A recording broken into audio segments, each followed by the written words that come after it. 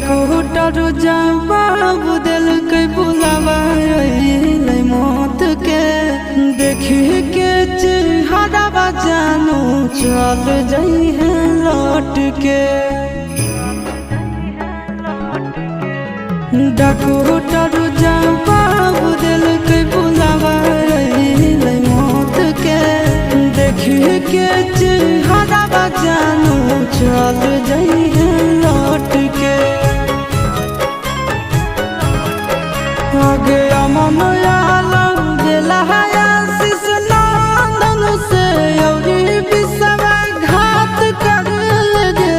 आगे सोना यारा हो भरती पटनावा में आके मुलाकात कर लेगे।